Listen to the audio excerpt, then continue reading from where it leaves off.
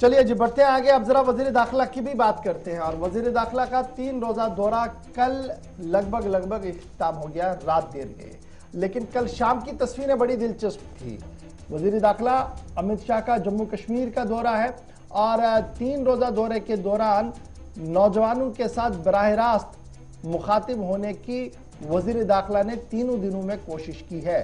और जहां उन्होंने 3 खानदानों को आड़े हाथों लिया और कहा कि 70 साल के दौरान न तो तरक्की का कोई जामिया मंसूबा रख पाए और ना ही नौजवानों की कोई फलाही स्कीमें उस तरह मुतारफ कराई गई जिस तरीके से वजीर आजम ने पूरे मुल्क के अंदर मुतारफ कराई गई है। अगर हिज़्ब इख्तिलाफ की जमातें खामोश हैं, उनकी बात आपको जरूर थोड़ी देर में बताएंगे, लेकिन वजीर दाखिला दिन में जहां बैक टू बैक मीटिंग्स करते रहे, वहीं पर शाम होते होते झील डल पर भी वो नजर आए। तस्वीरें जरा चलाइएगा झील डल की। बड़ा खूबसूरत प्रोग्राम कल महकमा सयाहत की तरफ से किया गया था। शिकारा राइड था और पहली बार हाउस बोट के अंदर इस तरीके से नगमे और तराने जो थे वो गाए जा रहे थे और एक दिलकश मंजर पेश करने की कोशिश की गई थी। पूरे स्क्रीन पर चलाइएगा इसको एक बार। और वजीर दाखिला रात देर गए यहां पर मौजूद रहे और ये तस्वीरें खुद बयान कर रही है कि समा किस तरीके का था, जहां पर लेजर लाइट्स चल रही थी और वजीर दाखिला और उनके साथ जो मेहमान वहां पर थे और काफी लोग वहां पर मौजूद थे, वो किस तरीके से महजूज हो रहे थे इस प्रोग्राम से। और इसका इफेक्ट और अंदाज अभी आपको थोड़ी देर में मैं बताऊंगा कि ये सारी तस्वीरें इंटरनेशनल मीडिया में किस तरीके से ली गई। चलिए, तस्वीरें आपके सामने जी। ये शाम की तस्वीरें थी। इससे पहले डीडीसीज बीडीसीज के साथ मीटिंग हुई। 1 दर्जन से ज्यादा डेलीगेशंस इनफरादी तौर पर वजीर दाखिला से मुलाकात हुई, जिस दौरान अपनी बात उन्होंने रखी और वजीर दाखिला ने पेशन हेयरिंग जो उनको दे दी है। और revival of culture, tourism, heritage, इस तरह की बातें जो है वो कश्मीर के अंदर जो है वो उनके साथ जो है वो की गई है। शाम की इस तकरीब के बाद यानी झील डल पर यह खूबसूरत नज़ारे और मुनफरिद चीजें देखने के बाद वजीर दाखिला ने रात सीआरपीएफ के साथ गुजारी है। लेतपोरा श्रीनगर के अंदर रात देर गए वो पहुंचे, जिसके बाद उन्होंने रात का खाना जवानों के साथ ही खाया है। लेकिन यहां पर भी जहां उन्होंने जवानों की बात की है, वहीं पर मौजूदा सूरत हाल के बीच सरकार क्या कुछ करने जा रही है, इस पर भी वजीर दाखिला खुल के बोले। जो लोग इस गतिविधि में लिप्त हैं वो जघन्य कृत्य कर रहे हैं और उससे आम जनता को बचाना, कश्मीर को बचाना और उनको सुरक्षित रखना हमारी प्राथमिकता होनी चाहिए, हमारी प्रायोरिटी होनी चाहिए। और जब मैं सीआरपीएफ के कैंप में आया हूं तब सीआरपीएफ का एक उज्जवल इतिहास है। अभी अभी पुलिस दिन गया है, अभी अभी गया है।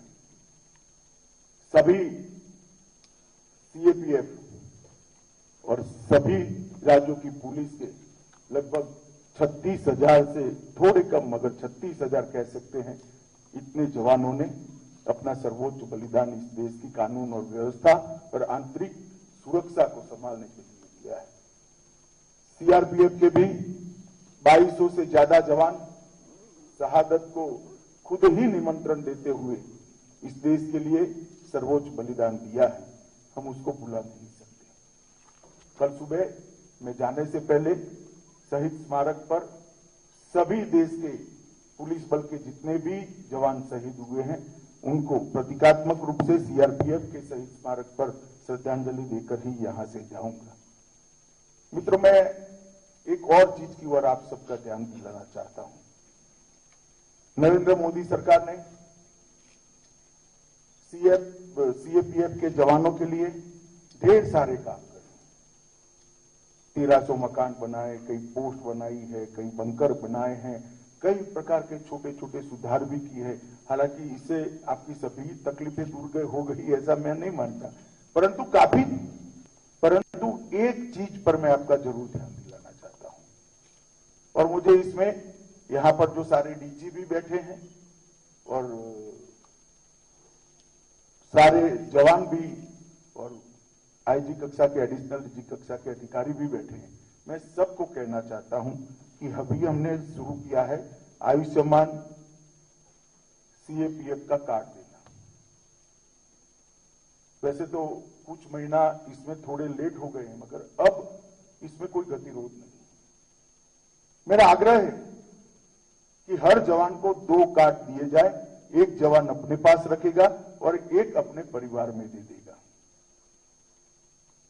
भगवान न करे आपके परिवार में कोई भी बीमारी आती है या इस प्रकार की आफत आती है, तो आयुष्मान भारत कार्ड से आप अनलिमिटेड आपके परिवार का सारा मेडिकल का खर्चा दिए बगैर पूरा उपचार कर सकते हो।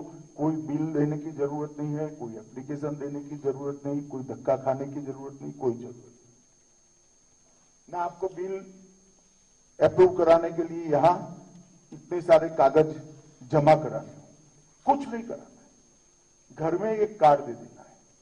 एक कार्ड के अंदर ही इनबिल्ट होंगे आपके सारे परिवारजनों के नाम। वज़ीर दाखिला थोड़ी देर में दिल्ली के लिए रवाना होंगे जी। और कल एक बात जो बड़ी इंपॉर्टेंट वज़ीर दाखिला की थी, वो बड़ी इंपॉर्टेंट थी कि कश्मीरी नौजवानों की तरफ दोस्ती का हाथ बढ़ाया है और 5 अगस्त के बाद की सूरत हाल का खाका उन्होंने खींचा है। और कल ही उन्होंने 2 बातें बड़ी डिप्लोमेटिक अंदाज में बताई। एक ये कि कश्मीरी लोगों के साथ बात करेंगे, पाकिस्तान के साथ नहीं। बराह रास्त नहीं का लफ्ज नहीं था, लेकिन कहीं ना कहीं इस बात का इशारा था कि ना टॉप प्रायोरिटी हमारी जो है वो जम्मू कश्मीर की नौजवान है, इनके साथ बात होगी। क्योंकि आपको याद होगा दाखिला वजीर साहब जब आए थे तो फारूक अब्दुल्ला साहब जो दौरे पर जम्मू के हैं वो लगातार इस बात का मुतालबा कर रहे हैं कि पाकिस्तान के साथ मुज़ाकरात के दरवाजे जो है वो खोल दिए जाए ताकि जम्मू कश्मीर के अंदर क़याम अमन जो है वो मुमकिन हो सके। और दिल्ली और जम्मू के दरमियान जो एतमाद साजी की बहाली होनी चाहिए थी, इसकी ओर जो है वो कदम उठाने चाहिए। उसी का जवाब जो है वो कहीं ना कहीं कल भी वज़ीर दाखिला ने अपनी तकरीर के दौरान जो है वो दिया है। तो फिलहाल खबर हमने आपके सामने रख दी कि थोड़ी देर में यहाँ से रवाना हो रहे हैं जी वज़ीर